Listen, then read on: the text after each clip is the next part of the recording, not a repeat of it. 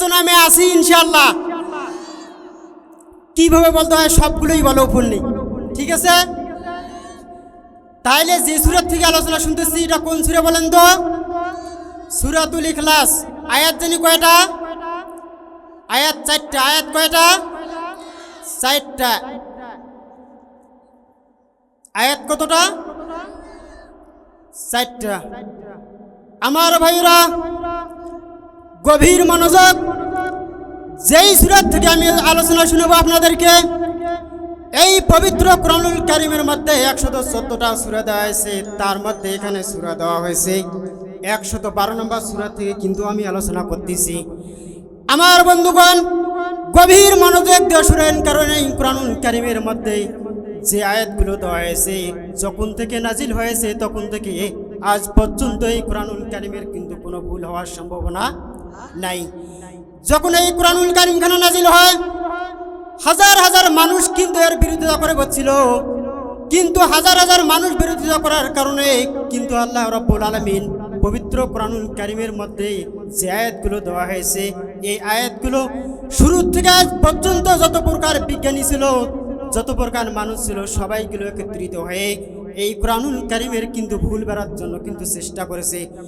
অনেক মানুষ চেষ্টা করছে এই কোরআনুল কারীম থেকে কিছু ভুল বাইর করবে, কিন্তু শুরু থেকে শেষ পর্যন্ত যেই ব্যক্তি কোরআনুল কারীম থেকে গবেষণা করে ভুল করার জন্য কিন্তু চেষ্টা করেছে ওই ব্যক্তি কিন্তু কোরআন থেকে দূরে সরে গিয়েছে। শুরু থেকে শেষ পর্যন্ত কোনো কিন্তু ভুল বের করতে পারে নাই। আমার বন্ধুগণ যেই সূরা থেকে আমি আলোচনা করতেছি সূরাতুল ইখলাস, এই আয়াতের মধ্যে দেখেন এখানে আল্লাহ রাব্বুল আলামিন কি বলতেছেন।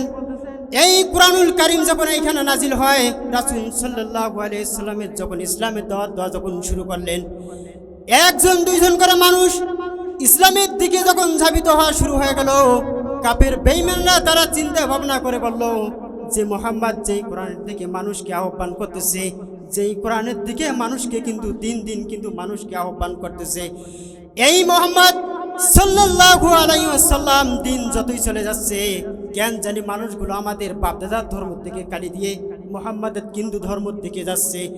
যেই মুহাম্মদ এসেছে, যেই মুহাম্মাদের কোনো বংশ পরিচয় থাকতেছে না, যেই আল্লাহর দিকে মানুষকে ধাবিত করতেছে ওই আল্লাহর কিন্তু বংশ কোনো পরিচয় নাই, ওই আল্লাহর কিন্তু বাবা নাই মা নাই, আর সেই ব্যক্তি কিন্তু এই আল্লাহর দিকে কিন্তু ধাবিত করতেছে। আসলে মুহাম্মদ যেই কথাই বলে সেই দিকে কেন জানি মানুষের দিকে কেন জানি আহ্বান করতেছে। এই কথা যখন বলেছে বিভিন্ন প্রকার মানুষ যখন বিভিন্ন প্রকার যখন কথাবার্তা বলা শুরু করে গেছে, রাসূল সাল্লাল্লাহু আলাইহি ওয়াসাল্লামকে আল্লাহ রাব্বুল আলামিন আরশে আজিম থেকে তাক সান্ত্বনা দেওয়ার জন্য পবিত্র কোরআনুল কারীমের মধ্যে সূরাতুল ইখলাস নাজিল করে জানিয়ে দেয় নবীজি তামাম পৃথিবীতে যতগুলো মানুষ আছে সমস্ত মানুষকে আপনি জানিয়ে দেন যে যেই ব্যক্তি বলে যে আল্লাহর কোনো বাবা মা নাই, আল্লাহর কোনো শরীক নেই, আল্লাহর কোনো বংশধর নেই, আল্লাহর কোনো দুনিয়ার মধ্যে এমন কোনো ব্যক্তি নেই যে সেই মানুষকে আল্লাহর দিকে কিন্তু ধাবিত করতেছে, ওই সমস্ত মানুষদেরকে আপনি জানিয়ে দেন নবীজি যে কুল হুয়াল্লাহু আহাদ।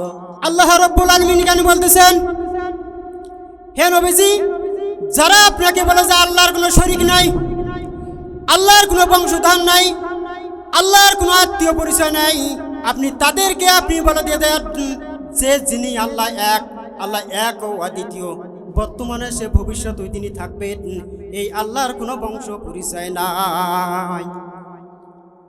তাহলে আয়াতের শানে নুজুল হচ্ছে সূরাটা রাসূল সাল্লাল্লাহু আলাইহি ওয়াসাল্লাম ইসলামের দাওয়াত দেওয়া শুরু করলেন।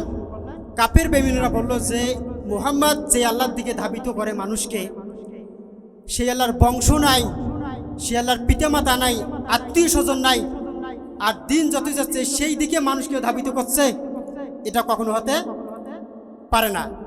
আল্লাহ তাআলা কি করলেন, 4টা আয়াত নাজিল করে দিয়ে নবীকে জানিয়ে দিলেন, নবীজি তাদেরকে জানাই দিয়ে দেবেন যে আল্লাহর কোনো শরীক নাই, আল্লাহ এক ও অদ্বিতীয়। আমার বন্ধুগণ গভীর মনোযোগ দেন, সমাজের মধ্য থেকে আমরা যদি কিছু মানুষ যদি আমরা নিজে যে মনে করি যে এক আল্লাহ ছাড়া যদি কোনো মানুষকে যদি আমরা আল্লাহ বলে মেনে নেই, তাহলে কি এটা কথা কি মানা যাবে কি যাবে না? যাবে না। যদি আমাদের মধ্য থেকে এখানে কোনো ব্যক্তি নিজেকে যদি খোদা বিলি দাবি করে বা আল্লাহ বিলি দাবি করে, যদি নিজে নিজে বলে যে আমি একজন আল্লাহ হব, যে যত মানুষ আছে সবাই তোমরা কি করো আমাকে এক আল্লাহ বিলি স্বীকার করে নাও। পবিত্র কুরআনুল কারীম এবার বলতেছে, যদি কোনো ব্যক্তি তামাম পৃথিবীতে নিজেকে আল্লাহ বিলি দাবি করে, নিজেকে খোদা বিলি যদি দাবি করে, কুরআনুল কারীম এবার বলতেছে তাহলে তার মধ্যে 4টা গুণ থাকতে হবে। যদি 4টা গুণ যদি তার মাঝে থাকে, তাহলে তামাম পৃথিবীতে যত মানুষ আছে সবাই মানুষ আমরা এক দিতে চিত্তে মেনে নেব যে অমুক ব্যক্তিকে আল্লাহ বিলি কিন্তু মেনে নেওয়া যাবে, যাবে না?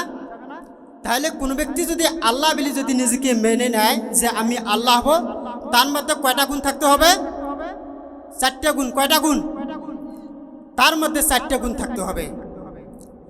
আল্লাহ রাব্বুল আলামিন বলেন, নবীজি যেই ব্যক্তিগুলো নিজেকে আল্লাহ বিলি দাবি করবে তার মাঝে যদি 4টা গুণ যদি থাকা চাই, যদি 4টা গুণ যদি কোনো ব্যক্তির মধ্যে থাকে, তাহলে সমাজের মধ্যে যে কোনো মানুষ যদি নিজেকে আল্লাহ বিলি দাবি করে, তাহলে ওই ব্যক্তিকে যে কোনো মুসলিম আমরা এক কথায় বিশ্বাস করে নেব যে এই ব্যক্তি আল্লাহ। এই ব্যক্তির 4টা গুণ থাকবে। সমস্ত ব্যক্তি যেগুলো মানুষ আছে, সমস্ত সৃষ্টি যতগুলো আছে সবাই নিজে চিত্তে মেনে নেবে যে ইনি আমাদের আল্লাহ। মনে করুন যদি এই হুজুর বলে যে আমি আল্লাহ হতে চাই, তাহলে হুজুরের মধ্যে কিন্তু 4টা গুণ থাকা লাগবে। যদি 4টা গুণ হুজুরের মধ্যে থাকে, তাহলে আমি হুজুর সহ যতুল্লাহ হুজুর আছে না কেন, এমনকি আল্লামা দিলওয়ার হোসেন সাঈদী হোক অথবা ব্যারিস্টার মঞ্জুমানি হোক, সমাজের ইমাম অফ মেম্বার চেয়ারম্যান চৌকিদার যতই প্রকার নেতা খেতা থাকুক না কেন, কোনো তখন দেখার টাইম থাকবে না। যদি হুজুরের মধ্যে যদি 4টা গুণ থাকে, তাহলে হুজুরকে দ্বিতীয় চিত্তে কিন্তু মেনে নেব যে হুজুর আমাদের আল্লাহ। পবিত্র কুরআনুল কারীম বলতেছেন, প্রথম নম্বর আয়াত দেখেন, সূরা ইখলাসের এখানে উল্লেখ করা হয়েছে। আল্লাহ রাব্বুল আলামিন বলতেছেন, নবীজি তামাম বিশ্বে যতগুলো মানুষ আছে সমস্ত মানুষগুলোকে আপনি জানাতে দেন, কুল হুয়াল্লাহু আহাদ আল্লাহুস সামাদ লাম ইয়ালিদ ওয়া লাম ইউলাদ ওয়া লাম ইয়াকুল লাহু কুফুয়ান আহাদ। হে নবী, আপনি মানুষকে বলে দেন, যদি কোনো ব্যক্তি নিজেকে আল্লাহ বিলি মেনে নেয়, তাহলে সর্বোত্তম তাকে এক ও দ্বিতীয় থাকতে হবে। অর্থাৎ দুনিয়াতে যতদিন থাকবে ততদিন পর্যন্ত তার কোনো বংশ পরিচয় থাকবে না, তাকে এক হতে হবে এবং কাল কিয়ামতের দিনকেও কিন্তু এই ব্যক্তিকে থাকতে হবে। আচ্ছা, আপনারা যারা এখানে আছেন তারা বলুন, হুজুর সাহেব আজকে আমাদের মাঝে আছে, হুজুর কিন্তু কোনো মায়ের পেট থেকে জন্মগ্রহণ করেছে, তার কিন্তু বংশ পরিচয় আছে, তার কিন্তু অবশ্যই বংশ পরিচয় আছে। হুজুর আজকে বেঁচে আছে কিন্তু একদিন থাকবে না, তাইলে হুজুরও কিন্তু আমাদের মধ্যে কিন্তু টিকে থাকতে পারতেছে না। কাল কিয়ামতের দিন যখন কিন্তু আমাদের আল্লাহ তাআলা বিচার শুরু করে দেবে, তখন কিন্তু হুজুর থাকবে না, তখন হুজুর কিন্তু মাজলুম হয়ে যাবে। তাইলে হুজুরও কিন্তু 1 নম্বর গুণের মধ্যে টিকতেছে না। টিকতেছে? যে ব্যক্তি আল্লাহ বিলি মেনে নেবে তাহলে তাকে এক ও দ্বিতীয় থাকতে হবে। হবে কি? তাহলে হুজুর আজকে আছে কিন্তু কাল থাকবে না। তাইলে এখানে দেখেন, হুজুরের 4টা গুণের মধ্যে প্রথম গুণটা কিন্তু কেটে যাচ্ছে, হুজুর কিন্তু থাকতেছে না। 2 নম্বর গুণ হচ্ছে যে তাকে অমুখাপেক্ষী থাকতে হবে। তাইলে হুজুর দেখেন, এখন আমরা একটা নিজে নিজে চিন্তা করতেছি যে হুজুর কিন্তু ওনার মায়ের পেট থেকে কিন্তু দুনিয়া এসেছে, তার কিন্তু মায়ের পেট থেকে এসেছে। এক পর্যায়ে কিন্তু পৃথিবীতে অনেকগুলো মানুষ এসেছে, তার কিন্তু আত্মীয় স্বজন, পুত্র, স্ত্রী, সন্তান সবাই কিন্তু দুনিয়ার মধ্যে আছে। এদের পরম্পরা অনুসারে কিন্তু অনেকগুলো তার কিন্তু বংশ বিস্তার হয়ে যাচ্ছে। যতই দিন চলে যাচ্ছে আস্তে আস্তে মানুষ কিন্তু তার থেকে বংশবৃদ্ধি পাচ্ছে।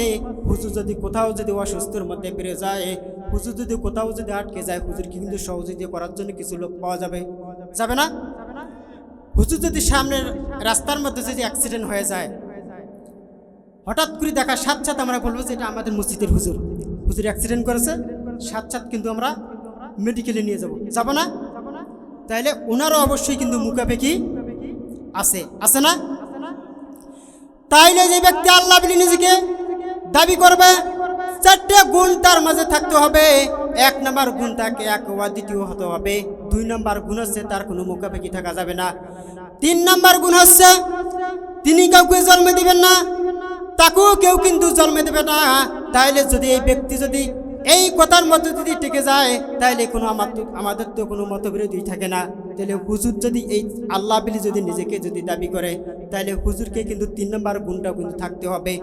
যেহেতু হুজুর দুইটা গুণের মধ্যে যেহেতু হুজুর পড়ে নাই, 3 নাম্বার গুণ দিয়ে এবার হুজুরকে কিন্তু আমরা পরীক্ষা করে দেখব যে হুজুর কিন্তু এই গুণের মধ্যে কি আছে নাই। তাহলে দেখেন, আমরা যারা আছি পৃথিবীতে যতগুলো মানুষ আছে, কিন্তু প্রত্যেকটা মানুষের কিন্তু আত্মীয় স্বজন আছে, বাবা মাও কিন্তু আছে। আমার কিন্তু মা আছে, আমার মা তা কিন্তু মা আছে, আমার বাবা আছে, আমার বাবার কিন্তু বাবা আছে। যখন বাবা মার বিয়ে হয়েছে, মা এবং বাবা উভয় যেন দুইজনে কিন্তু মিলিত হওয়ার পরে ওখান থেকে কিন্তু আমি কিন্তু ওখানে পৃথিবীতে এসেছি। তাহলে আমি কিন্তু মানুষকে জন্ম দিতে পারবো না? পারবো না? কথা বুঝে যায় না ভাইয়া? তাইলে আমার আব্বা আমাকে জন্ম দিয়েছে, আমি কিন্তু আমার সন্তানকে জন্ম দিয়েছি, আমার সন্তান কিন্তু তার সন্তানকে জন্ম দিয়েছে। কথা বুঝে যায়? কথা বুঝে যায় ভাইয়া? আওয়াজ দেন, কথা বুঝে যায়? যায়। তাইলে আমি আমার মায়ের পেট থেকে বের হয়েছি। তাহলে কোরআন বলতেছে, তাহলে তিনি কাউকে জন্ম দিবেন না, তাকেও কেউ জন্ম দেবে না। তাইলে 3টা গুণ চলে গেল, হুজুর কিন্তু টিকতেছে না। টিকতেছে কি? এবার তাহলে 4 নাম্বার, এবার তাহলে শর্ত দেখেন যে পৃথিবীতে তার কিন্তু সমতুল্য কোনো ব্যক্তি হবে না। লাম ইয়ালিদ ওয়া লাম ইউলাদ ওয়া লাম ইয়াকুল লাহু কুফুয়ান আহাদ, যে তার কিন্তু সমকক্ষ কোনো ব্যক্তি কিন্তু হতে পারবে না। হতে পারবে কি? আল্লাহর সমকক্ষ কোনো ব্যক্তি হতে পারবে? আজকে তাহলে দেখেন, আমাদের সভাপতি সাহেব তিনি একটা 5তলা বিল্ডিং করেছেন, কিন্তু আমাদের তৃতীয় বক্তা যিনি এসেছেন উনি কিন্তু পারলে কিন্তু 5তলা বিল্ডিং করতে পারবেন, তিনি আবার কিন্তু 2তলা বিল্ডিং করেছেন। কিন্তু আমাদের তৃতীয় বক্তা যিনি আছে ইনি যদি কিন্তু আশা করেন তাহলে 2তলা বিল্ডিং করতে পারবেন। তাহলে দেখা গেল আমাদের সভাপতি সাহেব 5তলা বিল্ডিং করেছেন, এদিকে আমাদের দেখা গেল তৃতীয় বক্তা 5তলা বিল্ডিং করেছেন। তাহলে দেখা গেল তৃতীয় বক্তা এবং সভাপতি তার মাঝখানে কোনো সমস্যা থাকতেছে না? থাকতেছে কি? তৃতীয় বক্তা আর তাহলে সভাপতি সাহেবের ইনারও 5তলা বিল্ডিং, ইনারও 5তলা বিল্ডিং, 2 বিল্ডিংয়ের সমান হয়ে গেল। তাহলে কোনো সমকক্ষ থাকিল না? আছে কি? মিলতেছে কি? ইনারও 5তলা বিল্ডিং হলো, ইনারও 5তলা বিল্ডিং, কোনো সমস্যা আছে? তাহলে এবার আল্লাহ তাআলা বলতেছেন, যদি কোনো ব্যক্তি নিজেকে আল্লাহ বলে মেনে নেয়, তাহলে কিন্তু তার যে যত কিন্তু ধন সম্পদ থাক, তার ধন সম্পদ থেকে চেয়েও তার কিন্তু এমন হতে হবে যে তার কোনো কিন্তু সমকক্ষ হওয়া যাবে না, তার সমতুল্য কিন্তু কোনো ব্যক্তি হতে পারবে না। আল্লাহ রাব্বুল আলামিন আছেন, তামাম পৃথিবীতে যতগুলো সৃষ্টিগুলো আছে এই সমস্ত সৃষ্টিগুলোর একমাত্র মূলে কিন্তু আল্লাহ তাআলা আছেন। পৃথিবীতে যত মানুষ আমরা আছি, কিন্তু কোনো মানুষ কিন্তু আল্লাহর কাছে আমরা কিন্তু যেতে পারবো না। পাবো কি? আল্লাহর কোনো ব্যক্তি আমরা কাছে যাইতে পারবো না। তাহলে 1 নম্বর গুণ হচ্ছে, যদি কোনো ব্যক্তি নিজেকে আল্লাহ বলে মেনে নেয়, তাকে এক ও অদ্বিতীয় হতে হবে। 2 নম্বর হচ্ছে তার সমকক্ষ কোনো থাকবে না। 3 নম্বর হচ্ছে তিনি কাউকে জন্ম দেবেন না, তাকেও কেউ জন্ম দেবে না। 4 নম্বর হচ্ছে তার কোনো সমকক্ষ থাকবে না বা সমতুল্য কোনো ব্যক্তি থাকবে না। থাকবে কি? না। 1 নম্বর হচ্ছে তিনি এক ও অদ্বিতীয় হবেন। 2 নম্বর হচ্ছে তার কোনো সমকক্ষ নাই। 3 নম্বর হচ্ছে তিনি কাউকে জন্ম দেবে না, তাকেও কেউ জন্ম দেবে না, তার সমকক্ষ বা সমতুল্য কোনো ব্যক্তি নাই।